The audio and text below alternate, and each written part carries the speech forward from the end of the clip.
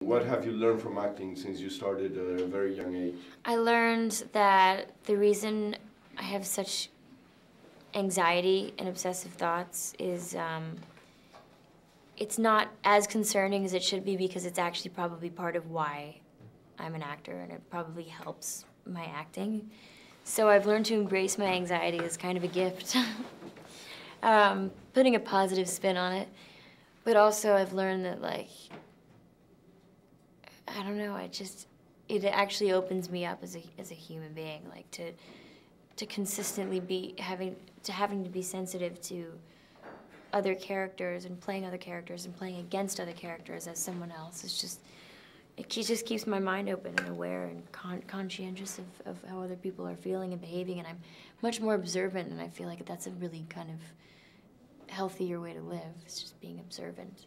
It's not that difficult so far to jump from one character to the next, because there's part of me is in every character, and I think that's probably how it'll be forever, because everything's grounded in how I would react, and then I think of how would my character react any differently, and if it would, then I'd think about that. But it's all in the preparation, and I think otherwise, if I know who each character is, then it could jump from moment to moment. I think Chloe was the biggest turning point, because I just come from Mamma Mia, and that was where I broke out really, my first leading role, and I think Chloe put me in a different realm of actors. I think in terms of like producers' perspective and audience perspective, I think they're like, oh, she's also interested in doing that kind of thing, so she probably likes to do many things, and I think that hopefully that assumption will,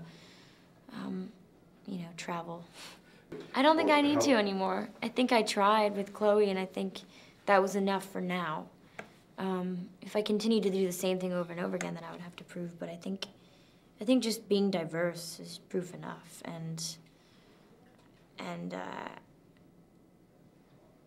yeah, the only thing I need to prove to the industry is that I can do comedy. I was chosen by Catherine to, I was asked if I wanted to play Red Riding Hood, and I was like, that's a big responsibility. Sounds like a good idea, but what's the story gonna be like? Because it can go so many directions. And I read the script, and I was like, oh, wow, this is a great script. It's a really good idea, this is for a story, based on a small little fable with like barely any narrative. And I was like, this is actually such a good take on it. And then Catherine had amazing drawings and videos and just a whole world that she had created in her head that she put on paper, and I was like, oh, I'm impressed. Yeah, I mean, I didn't know, I had no idea what it was going to turn out to be, and it ended up blowing my mind, like larger than life. We were actually at one point living every day in this medieval village that was built for us. I looked for like an interesting character, like somebody that maybe I don't know, or someone I know that I would love to portray, or somebody that's, going through a really bizarre situation. I love the material needs to be kind of grounded and realistic, but at the same time, something I haven't seen before. It can be severely damaging, depending on how you let it affect you. I've come across it like very slowly. I really have. I'm 25, and I've been, I did my first film at 17, and having kids run up to me at 18 on the street, asking for autographs, and then kind of wandering into a different direction and not having that, and then having that, and not having that. And, I live an extraordinary life, but it's also as normal as it can be, and at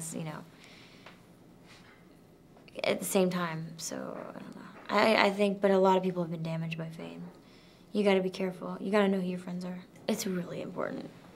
And for now, right now, it's my livelihood. It's what makes me happy. It's what defines me. And that's sad, I guess, maybe, but it's not meant to, I don't feel like it is for me.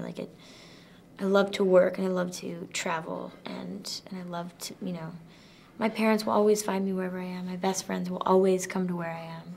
and me them, but at the same time, if I'm not working and traveling, I start to feel like, I start to lose focus. I don't have any expectations. I'd like to just continue doing it. Professionally, I'd like to continue sitting in this chair and talking about the projects that I do, you know, maybe with a little more time in between. I don't like junkets. Why, too boring? I don't know who does like them. It's just tiring. It's tiring because I'm not playing a character right now. I'm sitting here, my hair and makeup done, talking about a film that I had a great experience on, but like to a point where like I'm starting to resent it. You know what I mean? It's just like, how much can a human talk about one thing? It's true, but then again, like, we get paid to do this kind of thing, and at the same time, like, I'm the face of it. The responsibility is a little overwhelming.